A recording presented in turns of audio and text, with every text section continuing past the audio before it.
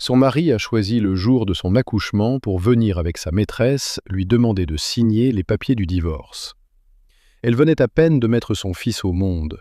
Elle avait encore les larmes de joie sur les joues, et cet homme, le père de son enfant, est entré dans cette chambre d'hôpital avec une autre femme à son bras pour lui arracher sa signature. Elle a signé en pleurant. Elle a signé parce qu'elle ne voulait pas supplier un homme qui ne voulait plus d'elle. Mais ce que cet homme ne savait pas, c'est que cette décision qu'il venait de prendre est la pire décision de toute sa vie. Une décision qu'il va regretter amèrement. Avant de continuer cette histoire, je veux que tu me dises de quel pays tu me regardes en ce moment. Écris le nom de ton pays dans les commentaires. Et si tu n'es pas encore abonné, c'est le moment. Abonne-toi, aime cette vidéo et active la cloche de notification pour ne rien manquer. Keisha avait 26 ans. C'était une femme douce, généreuse, avec un sourire qui pouvait illuminer une pièce entière. Elle avait grandi dans un quartier modeste de la Louisiane, élevée par sa mère, une femme forte qui lui avait appris la valeur du travail, du sacrifice et de la dignité. Keisha avait rencontré Jamal à l'université. Il étudiait le commerce, elle étudiait la comptabilité. Leur histoire d'amour avait commencé simplement. Un regard dans un couloir. Un café partagé à la bibliothèque. Des promenades le long du fleuve le soir après les cours. Jamal était charmant. Il savait parler aux femmes. Il savait dire les mots qu'il fallait au moment où il fallait. Et Keisha était tombée amoureuse de lui comme on tombe dans un puits. Sans voir le fond, sans mesurer la profondeur, sans se demander si quelqu'un serait là pour la rattraper. Ils s'étaient mariés 2 ans après leur rencontre. Le mariage avait été simple, mais beau. Keisha portait une robe blanche qu'elle avait cousue elle-même avec l'aide de sa mère. Sa mère, Diane, avait pleuré de joie ce jour-là. Elle avait pris Jamal par les épaules et lui avait dit « Prends soin de ma fille, elle est tout ce que j'ai ». Jamal avait promis. Il avait juré devant Dieu, devant les hommes, devant la famille, qu'il serait un bon mari, qu'il protégerait Keisha, qu'il la rendrait heureuse. Mais les promesses, parfois, ne sont que des mots lancés dans le vent. Les premières années de mariage avaient été plutôt heureuses. Jamal avait trouvé un travail dans une entreprise de logistique. Keisha travaillait comme comptable dans un petit cabinet. Ils n'étaient pas riches, mais ils avaient assez pour vivre correctement. Ils avaient loué un petit appartement pas très loin du centre-ville. Le soir, Keisha préparait le repas pendant que Jamal regardait le sport à la télévision. Le week-end, ils allaient se promener ou rendre visite à la mère de Keisha. Tout semblait normal, tout semblait en place. Mais sous la surface, les choses commençaient déjà à changer. Jamal avait commencé à rentrer tard. Au début, c'était 1 fois par semaine, puis 2 fois, puis presque tous les soirs.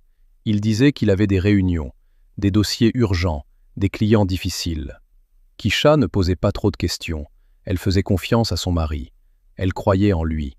Elle se disait que c'était normal quand un homme travaillait dur pour faire avancer sa carrière. Alors, elle attendait. Elle gardait le repas au chaud. Elle restait éveillée jusqu'à ce qu'il rentre. Et quand il rentrait, elle l'accueillait avec le sourire. Toujours avec le sourire. Quand Keisha avait découvert qu'elle était enceinte, elle avait pleuré de bonheur. Depuis des mois, elle ne se sentait pas bien. Des nausées le matin, une fatigue constante, des vertiges qui la prenaient au travail. Elle avait d'abord pensé que c'était le stress. Le rythme du boulot, les tensions à la maison, le manque de sommeil, mais un matin, en se regardant dans le miroir, elle avait compris. Son corps lui parlait. Ses seins étaient gonflés, son ventre avait légèrement changé de forme. Elle avait filé à la pharmacie, avait acheté un test de grossesse, et là, dans la petite salle de bain de leur appartement, les 2 barres roses étaient apparues. Keisha était restée assise sur le bord de la baignoire pendant 10 minutes. Elle n'arrivait pas à y croire. Elle allait être mère. Un bébé grandissait en elle. Le soir, elle avait préparé un repas spécial pour Jamal. Elle avait mis la table avec soin. Des bougies, une nappe propre, le plat préféré de Jamal. Quand il était rentré, elle lui avait tendu le test de grossesse avec un grand sourire. Jamal avait regardé le test. Puis, il avait regardé Keisha. Et pendant un court instant, elle avait vu quelque chose passer dans ses yeux. Ce n'était pas de la joie, ce n'était pas de l'émotion, c'était autre chose. quelque chose qui ressemblait à de l'inquiétude, peut-être même à de la contrariété. Mais ça n'avait duré qu'une seconde. Jamal avait souri et l'avait prise dans ses bras. Il avait dit « C'est formidable, je suis content ». Mais Keisha avait senti que ses mots sonnaient creux, comme une cloche fêlée. Les mois de grossesse avaient été difficiles. Keisha avait des nausées sévères pendant les 3 premiers mois. Elle vomissait presque tous les matins. Certains jours, elle ne pouvait même pas se lever pour aller travailler. Elle avait dû réduire ses heures au cabinet. Son patron était compréhensif, mais elle savait que la situation ne pouvait pas durer. Pendant ce temps, Jamal était de plus en plus absent. Il partait tôt le matin et rentrait tard le soir. Les week-ends, il disait qu'il devait voir des collègues, qu'il avait des projets importants. Keisha ne se plaignait pas. Elle endurait en silence. Elle se concentrait sur le bébé qui grandissait dans son ventre. Elle lui parlait le soir, seule dans le lit, en caressant son ventre rond. Elle lui disait « Tu verras, mon bébé, quand tu seras là, tout ira mieux. Maman va te donner tout l'amour du monde. » Au 6e mois de grossesse, Keisha avait remarqué un parfum inconnu sur la chemise de Jamal. Un parfum de femme, sucré, capiteux. Ce n'était pas le sien. Son cœur avait fait un bond dans sa poitrine. Elle avait regardé la chemise pendant de longues minutes, comme si elle espérait que le parfum allait disparaître tout seul. Elle avait même porté la chemise à son nez plusieurs fois, priant pour que ce soit une erreur. Mais l'odeur était là, bien réelle, bien présente. Elle avait voulu demander des explications à Jamal, mais elle avait eu peur. Peur de la réponse. Peur de ce que cette réponse pourrait détruire. Alors elle avait rangé la chemise dans le panier à linge et elle n'avait rien dit. Elle avait avalé sa douleur comme une pilule amère. Et elle avait continué à sourire.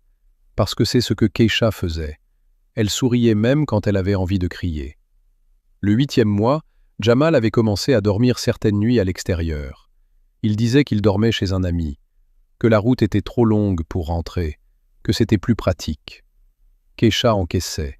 Elle dormait seule dans leur grand lit, une main sur son ventre énorme, l'autre agrippée à l'oreiller de Jamal. Elle pleurait en silence pour ne réveiller personne, même si personne n'était là pour l'entendre. Et puis le jour était arrivé, le jour de l'accouchement. Keisha avait ressenti les premières contractions un mardi matin, vers 6 heures. La douleur était venue par vagues, d'abord espacée, puis de plus en plus rapprochée. Elle avait appelé Jamal. Il n'avait pas répondu. Elle avait appelé encore. Toujours pas de réponse. C'est sa mère, Diane, qui l'avait accompagnée à l'hôpital. Diane avait tenu la main de sa fille pendant tout le trajet. Tous avaient à contrer, lui répétant « Ça va aller, ma chérie. Maman est là. Maman sera toujours là. » L'accouchement avait duré 8 heures. 8 heures de douleur, de cris, de sueur. Keisha avait poussé de toutes ses forces, encouragée par sa mère et les infirmières. Et quand le cri du bébé avait retenti dans la salle, Keisha avait senti une vague de soulagement et de bonheur l'envahir tout entière. Son fils, son petit Kevin.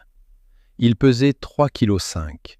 Il avait de grands yeux noirs et de petites mains qui s'agitaient dans l'air comme s'il voulait attraper le monde entier. L'infirmière avait posé le bébé sur la poitrine de Keisha. Et à cet instant, Keisha avait su. Elle avait su que, quoi qu'il arrive, elle donnerait sa vie pour cet enfant.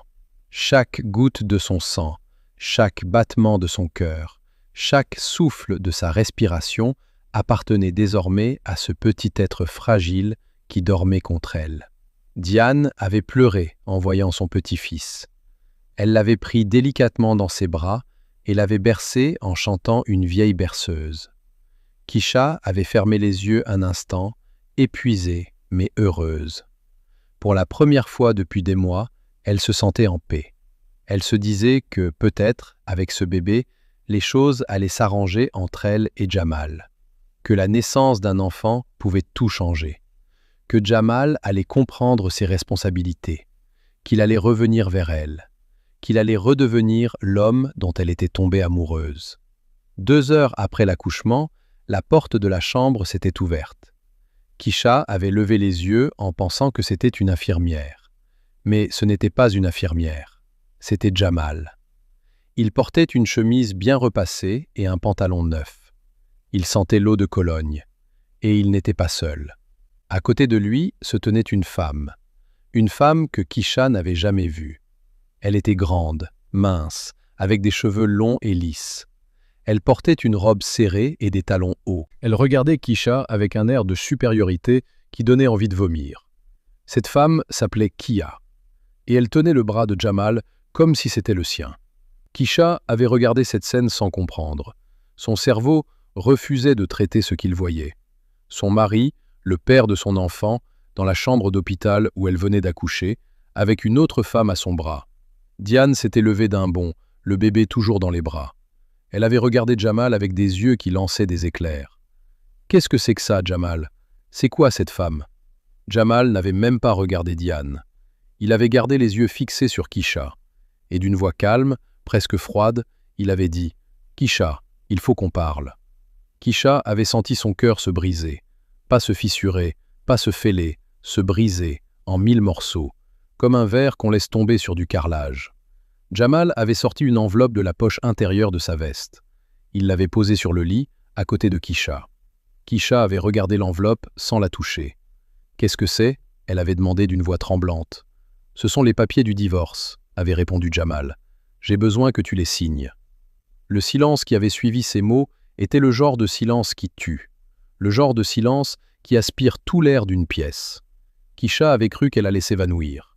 Elle avait cru que le sol allait s'ouvrir sous elle et l'avaler tout entière. Diane avait posé le bébé dans le berceau et s'était avancée vers Jamal. « Espèce de monstre !» elle avait crié. « Ma fille vient d'accoucher, elle est encore dans son lit d'hôpital, et tu viens lui demander de signer un divorce? Avec ta maîtresse à côté de toi?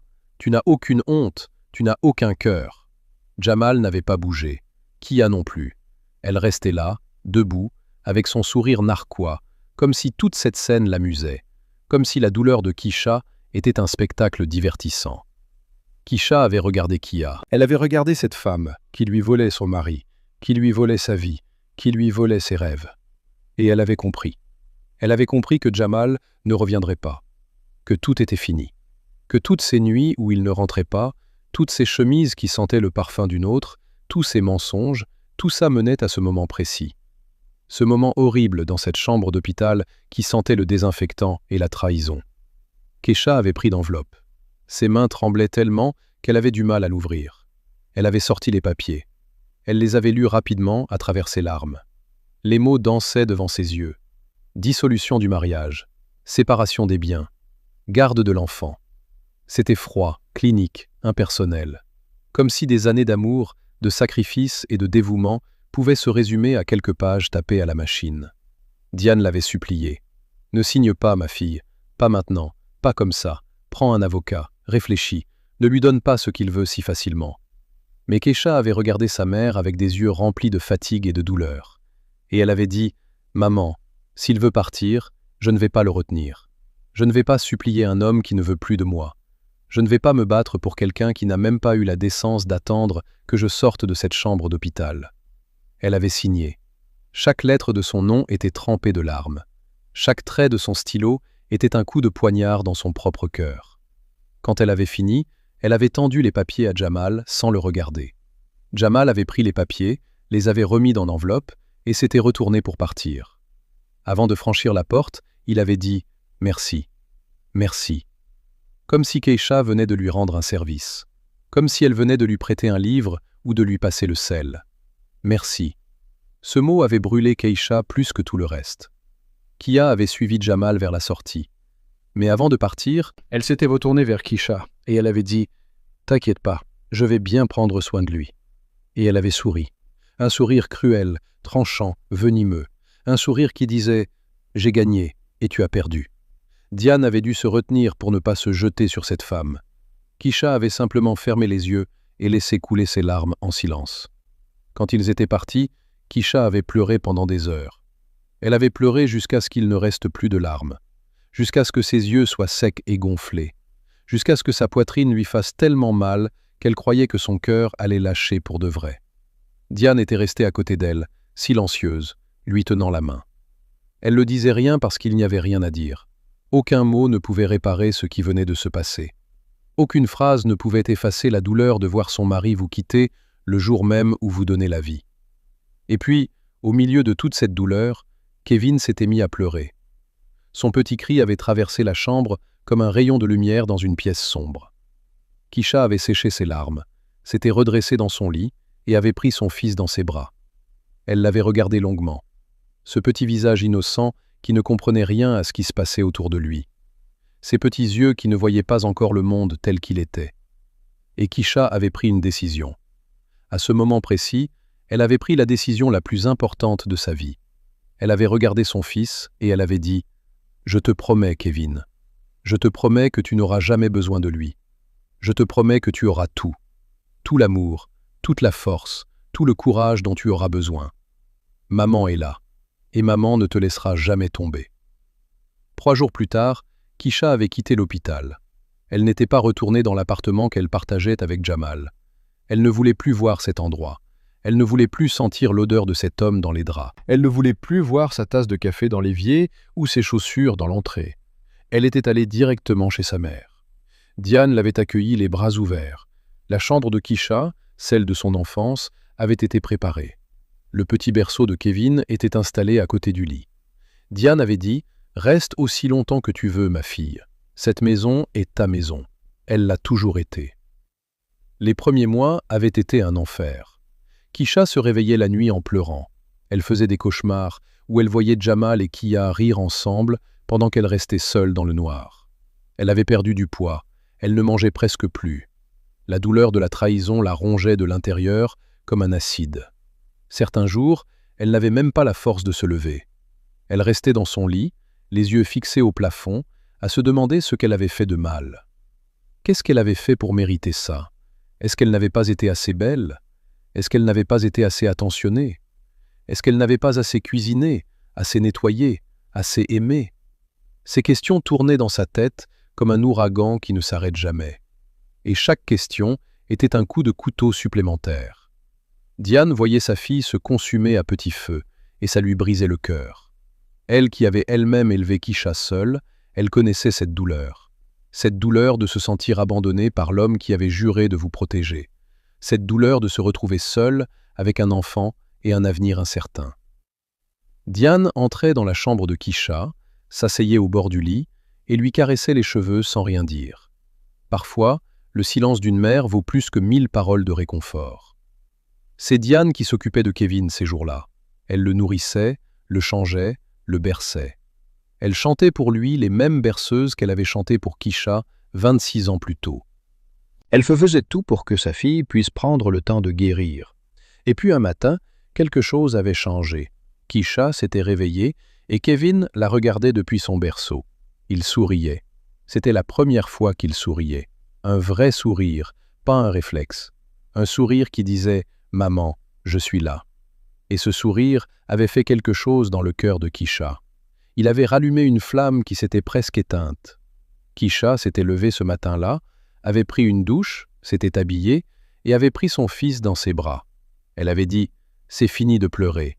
À partir d'aujourd'hui, je me bats. Pour toi. Pour nous. » Kisha avait trouvé un travail dans un supermarché. Ce n'était pas le genre de travail qu'elle avait imaginé avec son diplôme de comptabilité. Mais elle n'avait pas le choix. Elle devait nourrir son fils. Elle devait payer les factures. Elle devait contribuer aux dépenses de la maison de sa mère. Alors, elle avait pris ce travail sans se plaindre. Elle commençait à 6 heures du matin et finissait à 3 heures de l'après-midi. Ensuite, elle rentrait, récupérait Kevin chez sa mère et passait le reste de la journée avec lui. Le soir, quand Kevin dormait, Kisha faisait des travaux de comptabilité à domicile pour des petites entreprises du quartier. Elle remplissait des déclarations fiscales, tenait des livres de comptes, préparait des bilans. Elle travaillait jusqu'à minuit, parfois plus tard. Ses yeux brûlaient de fatigue. Son dos la faisait souffrir. Ses mains étaient craquelées par les produits de nettoyage du supermarché. Mais elle ne s'arrêtait jamais. Jamais.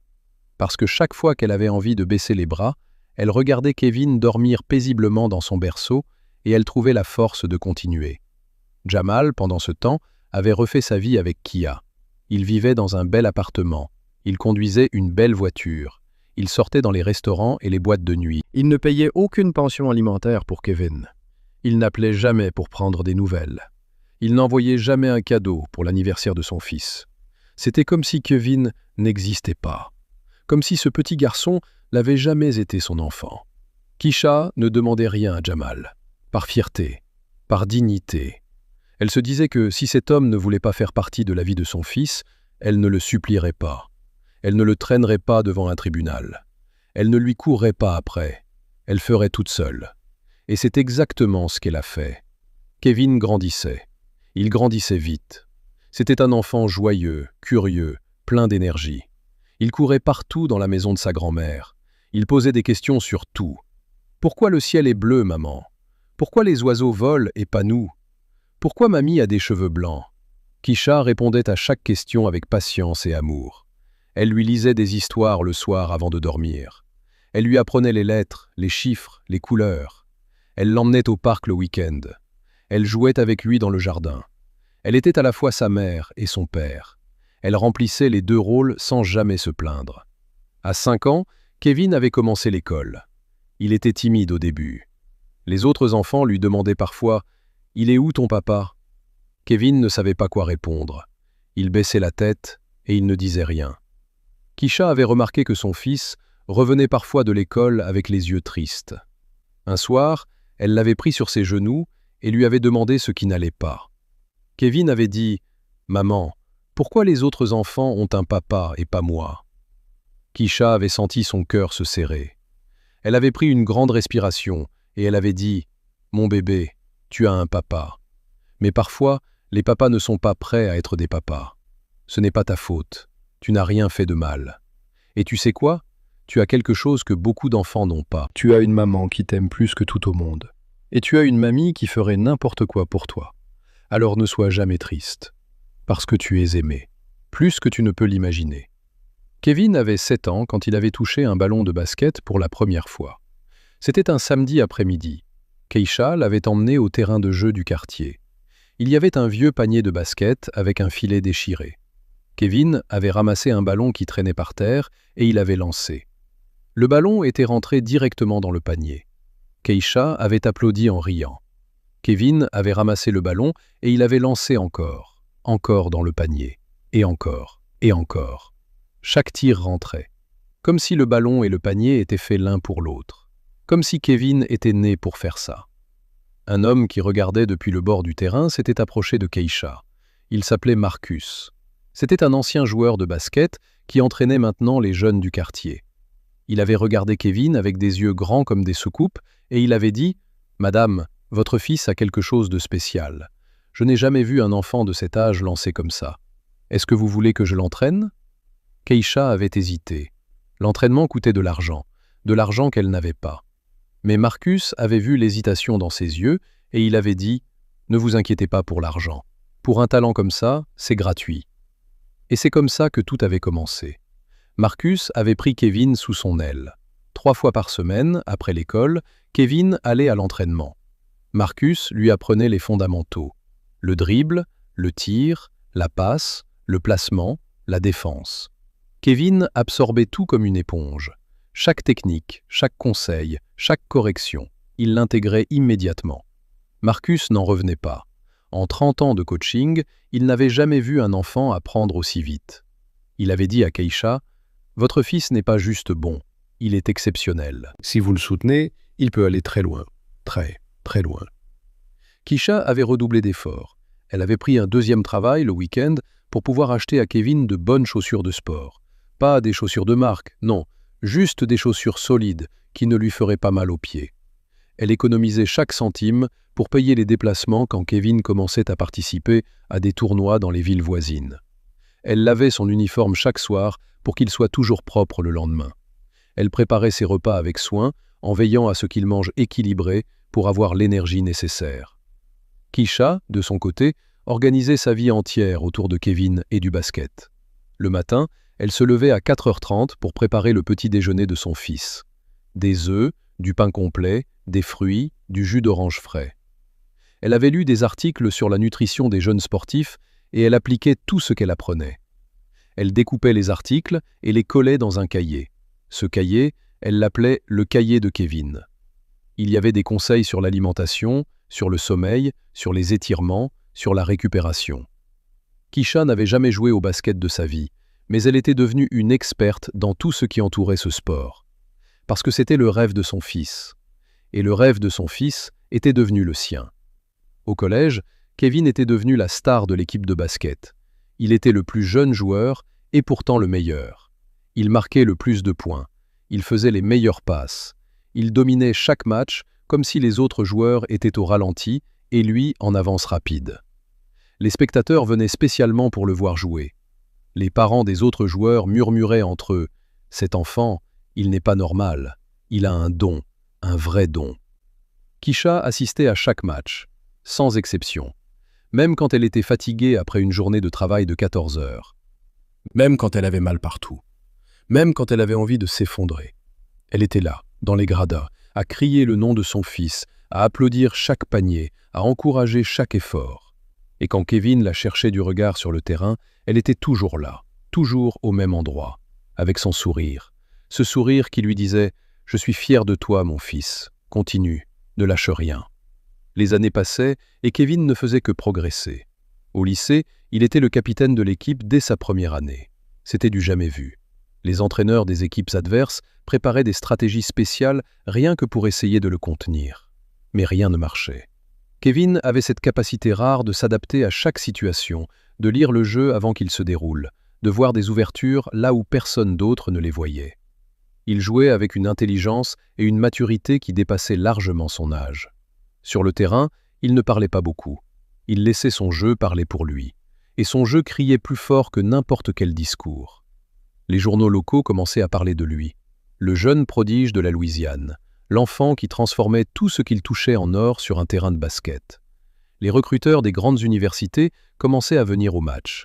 Ils prenaient des notes, ils filmaient ses actions, ils se parlaient entre eux à voix basse. Ce gamin, il est spécial, il faut qu'on le récupère. Certains soirs, après les matchs, des agents venaient parler à Keisha dans le parking du gymnase. Ils lui donnaient des cartes de visite, ils lui promettaient des choses incroyables. Keisha prenait les cartes poliment, mais elle ne rappelait jamais. Elle ne voulait pas que des inconnus profitent de son fils. Elle voulait protéger Kevin de ce monde des affaires qu'elle ne connaissait pas et qui lui faisait peur. Elle se disait « chaque chose en son temps ». Pour l'instant, Kevin est un lycéen. Laissons-le être un lycéen. Keisha regardait tout ça avec un mélange de fierté et de peur. Fierté parce que son fils accomplissait des choses extraordinaires. Peur parce qu'elle savait que le succès pouvait changer les gens. Elle ne voulait pas que Kevin oublie d'où il venait. Elle ne voulait pas qu'il oublie les sacrifices, les nuits blanches, les repas sautés, les chaussures usées. Elle ne voulait pas qu'il devienne comme son père, un homme qui oublie ceux qui l'ont aimé, un homme qui tourne le dos quand les choses deviennent difficiles. Un soir, après un match où Kevin avait marqué 42 points, Keisha l'avait pris à part. Elle l'avait regardé dans les yeux et elle lui avait dit « Kevin, je suis tellement fière de toi. Tu ne peux pas savoir à quel point. Mais je veux que tu te souviennes de quelque chose. Le talent, c'est un cadeau. Mais ce qui compte vraiment, c'est le caractère. C'est la façon dont tu traites les gens. C'est la loyauté. C'est le respect. C'est l'humilité.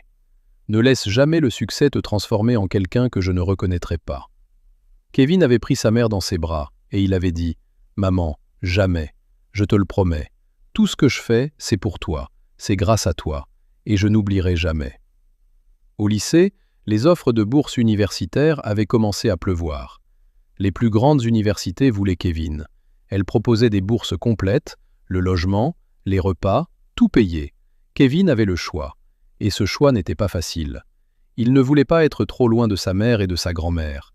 Mais en même temps, il savait que pour atteindre son rêve, il devait aller là où les meilleures opportunités se trouvaient. Keisha l'avait aidé à choisir. Elle avait étudié chaque offre avec lui, chaque programme, chaque entraîneur, chaque parcours d'anciens joueurs. Et ensemble, ils avaient choisi une grande université qui avait un programme de basket réputé dans tout le pays. Le jour où Kevin avait quitté la maison pour l'université, Keisha avait pleuré, pas de tristesse, de fierté. Son fils, cet enfant qu'elle avait élevé seule, sans l'aide de personne, cet enfant à qui on avait refusé un père, cet enfant qui n'avait jamais reçu un seul coup de fil de Jamal, allait maintenant étudier dans une des plus grandes universités grâce à son talent. Diane aussi avait pleuré. Elle avait serré Kevin dans ses bras tellement fort qu'il avait ri et dit « Mamie, tu m'étouffes ». Diane avait dit « Va mon petit, Va montrer au monde entier ce que tu vaux. Et n'oublie jamais que ta mère et ta grand-mère seront toujours là pour toi. À l'université, Kevin avait explosé. Il était devenu le joueur le plus dominant de sa conférence dès sa première saison. Il marquait en moyenne 30 points par match. Il distribuait des passes de génie. Il défendait comme un mur. Les stades étaient pleins quand il jouait. Les gens achetaient des billets juste pour le voir. Les commentateurs sportifs parlaient de lui comme du prochain grand joueur. Les comparaisons avec les légendes du basket se multipliaient. Mais Kevin restait humble. Il restait concentré. Il appelait sa mère tous les soirs, même quand il était fatigué après un match, même quand il avait des examens le lendemain. Il appelait et il disait « Maman, comment tu vas? Raconte-moi ta journée. » Keisha vivait pour ses appels. Chaque soir, elle s'asseyait dans le fauteuil du salon, le téléphone à l'oreille, et elle écoutait son fils lui raconter ses matchs, ses cours, ses amis. Elle riait quand il faisait des blagues. Elle le conseillait quand il avait des doutes. Elle le rassurait quand il avait peur. Et à la fin de chaque appel, elle disait « Je t'aime, Kevin ». Et il répondait « Je t'aime aussi, maman, plus que tout ». La dernière saison universitaire de Kevin avait été spectaculaire. Il avait mené son équipe jusqu'à la finale nationale. Le match avait été diffusé à la télévision devant des millions de téléspectateurs. Keisha et Diane étaient dans les gradins, au premier rang. Keisha portait le maillot de son fils. Ses mains tremblaient tellement elle était nerveuse. Diane priait en silence. Le match avait été serré, très serré. Les deux équipes se battaient point par point. Et dans les dernières secondes, alors que le score était à égalité, Kevin avait reçu le ballon. Il avait dribblé, il avait faim, et il avait lancé un tir de 3 points au buzzer. Le ballon avait tournoyé dans l'air. Tout le stade avait retenu son souffle. Et le ballon était rentré. L'explosion de joie avait été incroyable. Les joueurs s'étaient jetés sur Kevin. Les spectateurs hurlaient. Les confettis tombaient du plafond. Et Kevin, au milieu de cette folie, avait cherché sa mère du regard dans les gradins. Quand il l'avait trouvée, il avait pointé le doigt vers elle et il avait articulé silencieusement « C'est pour toi, maman ». Keisha avait pleuré ce soir-là. Mais cette fois, c'étaient les plus belles larmes de sa vie. Après l'université, le moment que tout le monde attendait était arrivé. Le recrutement professionnel. Kevin avait été sélectionné parmi les tout premiers choix. Les meilleures équipes professionnelles se battaient pour l'avoir. Les négociations avaient été intenses. Les chiffres donnaient le vertige. Des millions, des dizaines de millions. Des contrats qui dépassaient tout ce que Keisha avait pu imaginer dans ses rêves les plus fous. Kevin avait signé avec une grande équipe. Le jour de la signature, il avait organisé une conférence de presse. Les journalistes étaient venus de partout. Les caméras flashaient de tous les côtés. Et Kevin, assis derrière son micro, avait dit quelque chose que personne n'a jamais oublié. Il avait dit « Avant de répondre à vos questions, je veux présenter quelqu'un ». Il avait fait signe à Keisha de venir le rejoindre. Keisha avait hésité. Elle ne voulait pas être sous les projecteurs. Elle n'aimait pas les caméras. Mais Kevin avait insisté. Alors elle s'était levée, avait lissé sa robe avec ses mains tremblantes et était venue s'asseoir à côté de son fils. Kevin avait pris sa main et il avait dit « Cette femme, c'est ma mère. Et tout ce que je suis, c'est grâce à elle. Elle a travaillé 2, parfois 3 emplois pour que je ne manque de rien. Elle n'a jamais raté un seul de mes matchs. Elle m'a appris que le talent ne suffit pas, qu'il faut aussi du cœur, de la discipline et de l'humilité. Si je suis ici aujourd'hui, devant vous, avec ce contrat devant moi, c'est parce que cette femme ne m'a jamais lâché, pas un seul jour de ma vie. » Les journalistes étaient émus. Certains avaient les yeux brillants. Keisha pleurait en silence, la main de son fils serrée dans la sienne. Kevin avait ajouté « Maman, tu m'as élevé seul. Tu as sacrifié ta jeunesse, ta carrière, ta santé, pour que je puisse avoir une chance. Aujourd'hui, c'est moi qui vais prendre soin de toi. Tu n'auras plus jamais besoin de travailler, tu n'auras plus jamais besoin de t'inquiéter pour les factures. Tu vas enfin pouvoir te reposer. Tu le mérites plus que quiconque sur cette terre. » La première chose que Kevin avait faite avec son argent, c'était d'acheter une maison pour sa mère. Pas une maison ordinaire, une belle maison, grande, lumineuse, avec un jardin immense où Diane pouvait planter ses fleurs. Une maison avec une cuisine moderne où Keisha pouvait enfin préparer ses repas sans que le four tombe en panne. Une maison avec des chambres spacieuses, des salles de bain propres et un salon assez grand pour recevoir toute la famille. Quand Keisha avait vu la maison pour la première fois, elle n'avait pas pu parler. Elle était restée debout dans l'entrée, les mains sur la bouche, les larmes coulant sur ses joues. Kevin l'avait prise dans ses bras et avait dit « Bienvenue chez toi, maman. C'est ta maison. Tu la mérites. » La carrière de Kevin avait été fulgurante. Dès sa première saison professionnelle, il avait été élu meilleur nouveau joueur de la Ligue. Les saisons suivantes, il avait enchaîné les trophées, les sélections, les records. Il était devenu l'un des joueurs les plus populaires au monde. Son visage était sur les couvertures des magazines. Les marques les plus prestigieuses voulaient des contrats de publicité avec lui. Les enfants du monde entier portaient son maillot et rêvaient de jouer comme lui. Kevin était devenu plus qu'un sportif. Il était devenu une icône, un symbole. La preuve vivante que peu importe d'où l'on vient, peu importe les épreuves, quand on a du talent, du travail et une mère qui croit en vous, tout est possible. Ce que les gens ne savaient pas, c'est que derrière chaque victoire de Kevin, il y avait un rituel. Avant chaque match important, Kevin appelait sa mère. Il lui disait « Maman, souhaite-moi bonne chance ». Et Keisha répondait toujours la même chose. « Tu n'as pas besoin de chance, mon fils. Tu as le travail, tu as le talent, tu as le cœur. Va et montre-leur qui tu es. » Ces mots, Kevin les portait en lui comme une armure.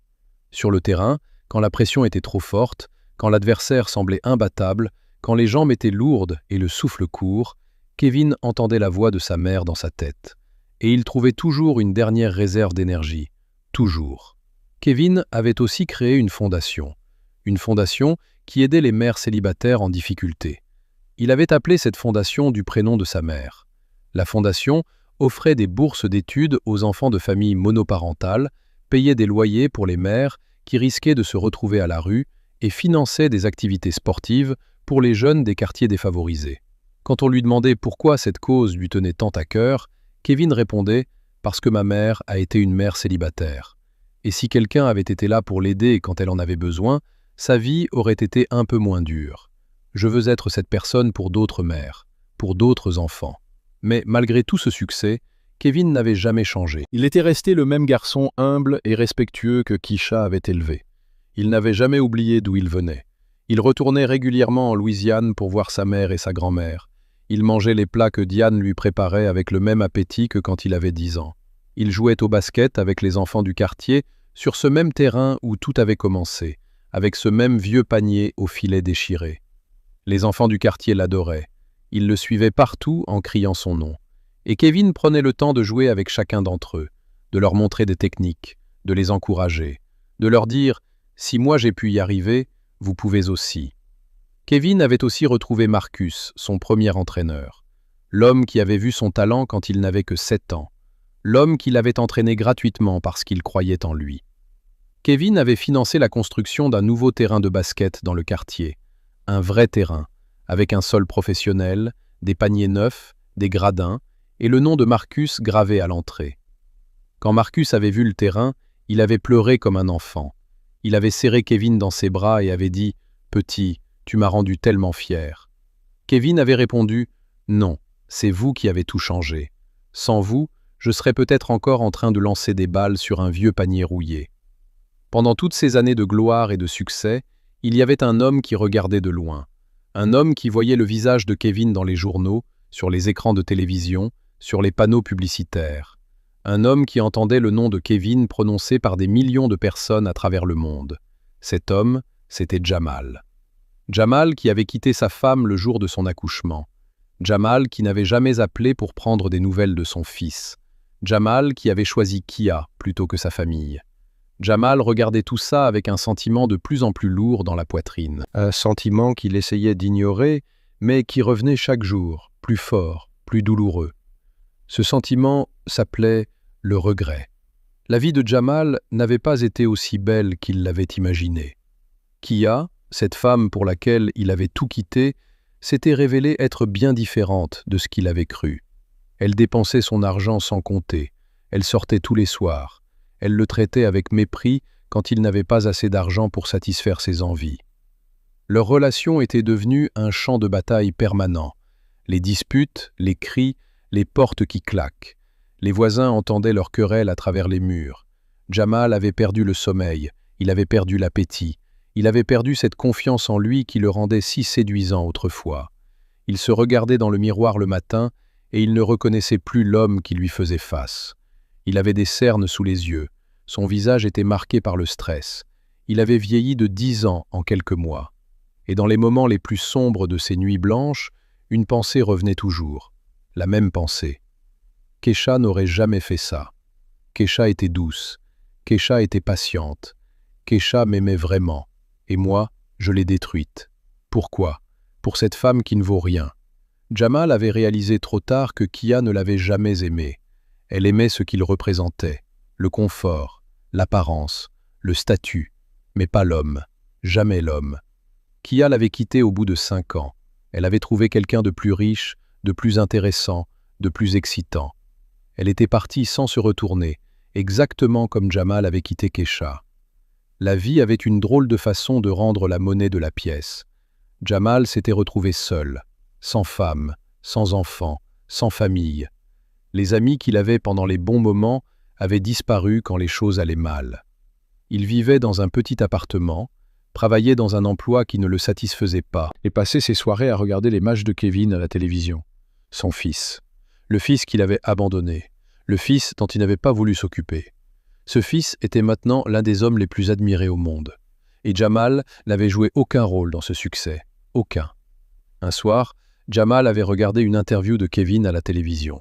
Le journaliste avait demandé « Kevin, vous êtes devenu l'un des meilleurs joueurs du monde. Notre mère a fait des sacrifices incroyables pour vous. Est-ce que vous gardez de la rancune envers votre père qui n'a pas été présent ?» Kevin avait gardé le silence pendant quelques secondes. Puis il avait dit « La rancune, c'est un poison. Ça ne fait du mal qu'à celui qui le porte. Ma mère m'a appris à ne pas être amère.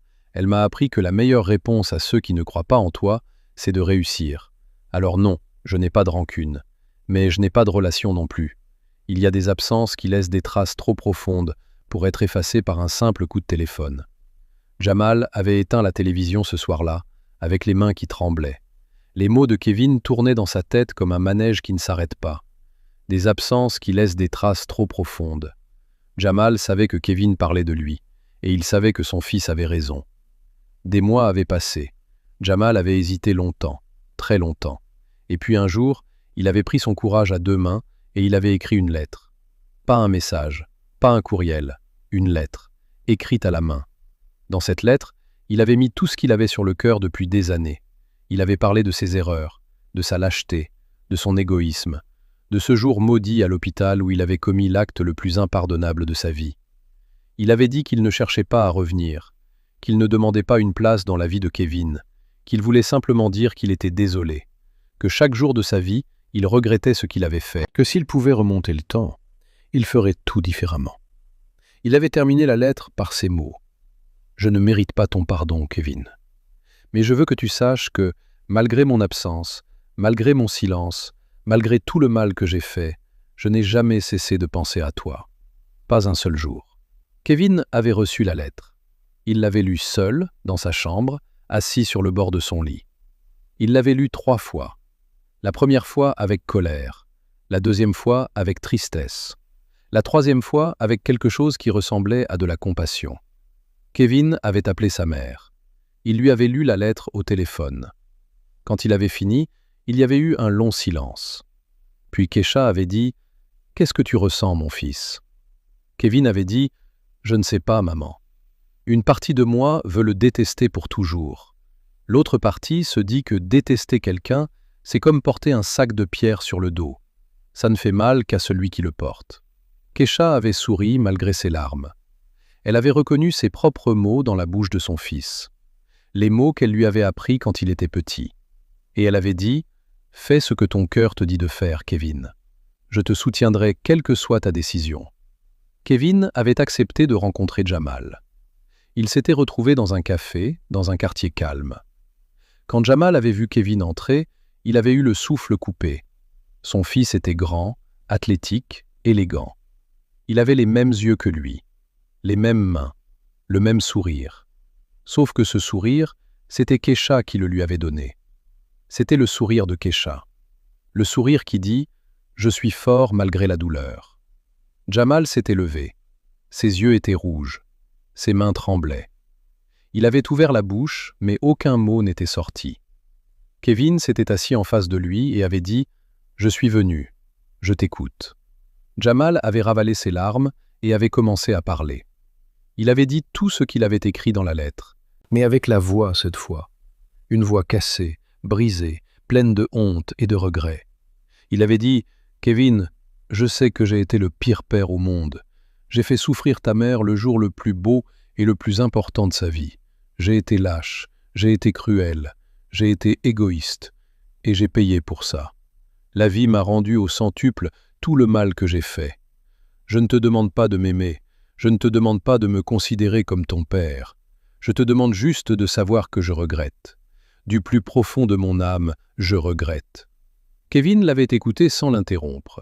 Quand Jamal avait fini, Kevin avait bu une gorgée de son café et avait dit « Jamal, je vais te dire quelque chose et je veux que tu écoutes bien.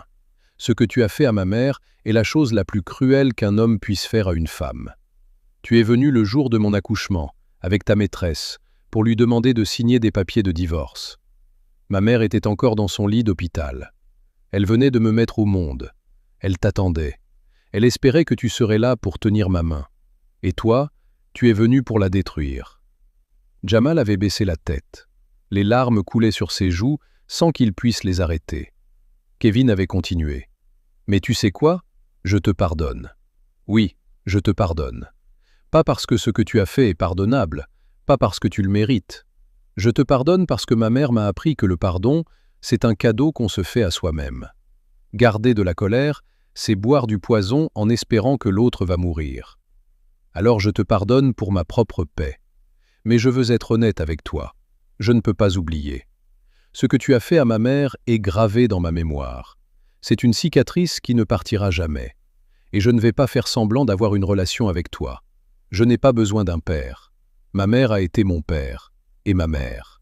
Ma grand-mère a été tout le reste. Je n'ai manqué de rien. Grâce à elle, pas grâce à toi. » Jamal avait hoché la tête en silence. Il l'avait compris.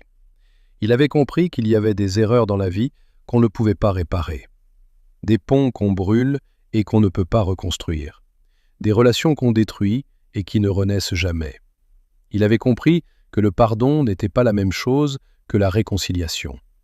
Kevin lui pardonnait, mais Kevin ne serait jamais son fils. Pas de cette façon qui fait qu'un fils appelle son père le dimanche pour prendre des nouvelles. Pas de cette façon qui fait qu'un père est invité aux anniversaires, aux fêtes, aux moments importants. Ce lien-là, Jamal l'avait brisé le jour où il était entré dans cette chambre d'hôpital avec Kia à son bras et une enveloppe de divorce dans sa poche. Quelques semaines plus tard, Jamal avait demandé à voir Keisha. Kevin avait transmis le message. Keisha avait hésité pendant des jours, et puis elle avait accepté. Il s'était retrouvé chez la mère de Keisha, dans le salon de cette maison où Keisha avait trouvé refuge le jour où Jamal l'avait jeté dehors. Diane n'avait pas voulu rester dans la pièce. Elle avait dit « Cet homme ne mérite même pas que je respire le même air que lui. » Mais elle avait quand même fait du thé avant de sortir. Parce que c'était Diane. Même dans la colère, elle restait digne. Jamal s'était assis en face de Keisha. Il l'avait regardée et il avait vu les marques du temps et du sacrifice sur son visage. Les petites rides autour des yeux, les mains qui avaient travaillé si dur pendant tant d'années. Mais il avait aussi vu quelque chose de nouveau dans ses yeux, une force, une paix, une sérénité qui venait de quelqu'un qui avait traversé le feu et qui en était sorti debout. Jamal avait dit « Keisha, je ne sais même pas comment commencer. Ce que je t'ai fait est impardonnable, je le sais. Venir le jour de ton accouchement avec une autre femme pour te demander le divorce, c'est la chose la plus inhumaine que j'ai jamais faite. Je n'ai aucune excuse, aucune justification. J'étais aveugle, j'étais stupide, j'étais égoïste. Et chaque jour depuis, je paye pour ça. Je paye avec la solitude, je paye avec les regrets. Je paye avec le vide que j'ai créé dans ma propre vie en détruisant la nôtre. » Keisha l'avait écouté calmement. Elle n'avait pas pleuré. Elle avait dépassé ça depuis longtemps. Les larmes, elle les avait toutes versées dans les premières années. Il ne lui en restait plus pour cet homme. Elle avait attendu qu'il finisse de parler, puis elle avait dit « Jamal, Tu sais ce qui est étrange? Je devrais te détester. Après tout ce que tu m'as fait, je devrais te maudire chaque jour de ma vie. Mais je ne te déteste pas. Et tu sais pourquoi? Parce que sans toi, Kevin ne serait pas là. Et sans ton départ, Kevin ne serait peut-être pas devenu l'homme qu'il est. C'est toi qui m'as obligée à être forte. C'est ton absence qui m'a poussée à donner à mon fils tout l'amour que j'avais. 2 fois plus d'amour parce qu'il en recevait 0 de ton côté. Alors d'une certaine manière, je te remercie. Tu m'as fait le plus grand mal de ma vie, mais de ce mal est né le plus grand bien. Jamal avait pleuré en entendant ces mots. Pas de soulagement, de honte. Parce que Kesha lui renvoyait sa propre cruauté avec une élégance et une maturité qui le faisaient se sentir encore plus petit. Kesha avait ajouté « Je te pardonne, Jamal. Je te pardonne sincèrement. Mais je ne veux pas d'une relation avec toi. Je ne veux pas que tu viennes chez moi pour les fêtes. Je ne veux pas de coups de téléphone. Je ne veux pas de visite. Mon fils t'a pardonné aussi, mais lui non plus ne veut pas d'une relation. Ce n'est pas de la méchanceté, c'est de la protection. Nous nous protégeons, Kevin et moi. Nous protégeons la paix que nous avons construite sans toi. Et cette paix, elle n'a pas de prix. » Jamal était parti ce jour-là avec le cœur plus lourd qu'il ne l'avait jamais été. Il avait obtenu le pardon qu'il cherchait, mais il avait aussi reçu la vérité la plus dure de sa vie. Le pardon ne signifiait pas l'oubli. Le pardon ne signifiait pas le retour. Le pardon signifiait simplement que Kesha et Kevin avaient choisi de ne plus porter le poids de la colère. Mais la porte de leur vie, elle, restait fermée, pour toujours. Kevin avait continué sa carrière avec la même passion et la même humilité. Il avait gagné des titres, battu des records, inspiré des millions de jeunes à travers le monde. Mais pour lui, sa plus grande fierté n'était pas les trophées dans sa vitrine. Sa plus grande fierté, c'était le sourire de sa mère quand elle le regardait jouer depuis les gradins. C'était les repas du dimanche chez Diane, où ils mangeaient ensemble, les trois, en se racontant des histoires et en riant comme si le passé n'avait jamais existé. C'était ce lien indestructible entre une mère et son fils, un lien que rien ni personne n'avait pu briser. Pas l'abandon, pas la pauvreté, pas la trahison, rien. Kesha avait trouvé la paix. Elle vivait dans la belle maison que Kevin lui avait achetée. Elle ne travaillait plus. Elle passait ses journées à jardiner avec Diane, à lire, à cuisiner, à profiter de la vie qu'elle n'avait jamais eu le temps de vivre. Quand les gens lui demandaient le secret de sa force, elle répondait toujours la même chose. « Mon secret, c'est mon fils. » Et l'amour. L'amour d'une mère, c'est la force la plus puissante au monde. Elle peut déplacer des montagnes, elle peut transformer la douleur en or, elle peut prendre un enfant qu'on a voulu priver de tout et en faire un roi. Voilà l'histoire de Kesha et de Kevin. Et maintenant, je vais te donner mon analyse personnelle de cette histoire. Cette histoire, elle me touche profondément, parce qu'elle parle de quelque chose que beaucoup de gens vivent, mais dont peu de gens parlent. L'abandon, la trahison, le sacrifice silencieux d'une mère qui donne tout sans rien attendre en retour. Ce que Jamal a fait à Kesha, c'est l'une des pires choses qu'un homme puisse faire. Venir le jour de l'accouchement, le jour le plus sacré dans la vie d'une femme, avec sa maîtresse, pour demander le divorce. C'est d'une cruauté qui dépasse l'entendement. C'est un acte qui montre un manque total de respect, d'humanité et de compassion. Mais ce qui me frappe le plus dans cette histoire, ce n'est pas la cruauté de Jamal, c'est la force de Kesha. Cette femme a pris une douleur qui aurait pu la détruire, et elle l'a transformée en carburant. Elle a utilisé sa souffrance pour devenir plus forte. Elle a utilisé l'absence de Jamal pour donner à Kevin encore plus d'amour. Elle a travaillé comme une guerrière, jour et nuit, sans repos, sans vacances, sans répit, pour que son fils ne manque de rien. Et le résultat est là. Kevin est devenu un champion, un homme respecté, un homme humble, un homme qui n'a jamais oublié les sacrifices de sa mère. Et puis, il y a le pardon. Le pardon que Kevin et Kesha ont accordé à Jamal. Ce pardon, il est magnifique, parce qu'il n'est pas naïf. Ce n'est pas le pardon de quelqu'un qui oublie, c'est le pardon de quelqu'un qui choisit de ne plus souffrir. Kevin a pardonné, mais il n'a pas oublié. Il ne veut pas de relation avec Jamal, et c'est son droit le plus absolu. Kesha a pardonné, mais elle a aussi fermé la porte. Et cette porte fermée, c'est la plus belle leçon de dignité que j'ai vue. Pardonner, ce n'est pas accepter de reprendre quelqu'un dans sa vie. Pardonner, c'est se libérer soi-même des chaînes de la colère et de la rancune. Jamal, lui, a reçu la leçon la plus dure de sa vie.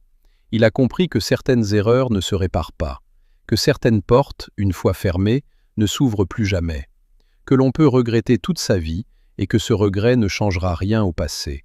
Il a vu son fils devenir une star mondiale sans avoir contribué à quoi que ce soit. Il a vu l'enfant qu'il avait abandonné devenir l'homme que tout le monde rêve d'avoir comme fils. Et il sait que tout ça, ce n'est pas grâce à lui, c'est malgré lui. C'est grâce à Kesha, grâce à Diane, grâce à Marcus, grâce à tous ceux qui ont cru en Kevin quand lui ne croyait même pas en son propre fils. Cette histoire, mes amis, elle nous rappelle une vérité simple mais profonde. Dans la vie, ce ne sont pas les gens qui nous quittent qui décident de notre avenir. Ce sont les gens qui restent, les gens qui croient en nous, les gens qui se battent pour nous, même quand le monde entier nous a tourné le dos. Kesha est resté, et son fils est devenu un roi. Jamal est parti, et il a fini seul avec ses regrets. La vie a sa propre justice. Elle n'a pas besoin de tribunaux, d'avocats ou de juges. Elle rend à chacun ce qu'il mérite. Parfois ça prend du temps, parfois ça prend des années, mais ça finit toujours par arriver. Et je veux aussi parler de Diane, la mère de Kesha. On ne parle pas assez de ces grands-mères qui sauvent des familles entières en silence. Diane a été le pilier de cette histoire. Sans elle, Kesha se serait peut-être effondré. Sans elle, Kevin n'aurait peut-être pas eu la stabilité dont il avait besoin pour grandir et devenir ce qu'il est devenu. Diane a ouvert sa porte, elle a ouvert ses bras, elle a ouvert son cœur. Elle a été la mère de sa fille et la grand-mère de son petit-fils en même temps. Elle a porté le poids de 2 générations sur ses épaules sans jamais se plaindre. Et ça, c'est la vraie force. La force silencieuse, celle qui ne fait pas de bruit, mais qui soulève des montagnes. Maintenant, je veux te poser une question. Toi qui as écouté cette histoire jusqu'au bout, qu'est-ce que tu en penses? Est-ce que Kevin a eu raison de pardonner à son père? Est-ce que Kesha a eu raison de ne pas garder de rancune? Est-ce que Jamal méritait ce pardon? Et toi, dans la même situation, qu'est-ce que tu aurais fait? Est-ce que tu aurais pardonné ou est-ce que tu aurais gardé cette colère en toi pour toujours? Il n'y a pas de bonne ou de mauvaise réponse. Chaque histoire est différente. Chaque cœur a ses raisons. Dis-moi ce que tu penses dans les commentaires. Donne-moi ton avis. Partage cette vidéo avec quelqu'un qui a besoin de l'entendre. Et n'oublie pas de t'abonner si ce n'est pas encore fait. On se retrouve très bientôt pour une nouvelle histoire. Prends soin de toi et de ceux que tu aimes. Et souviens-toi, l'amour d'une mère ne meurt jamais.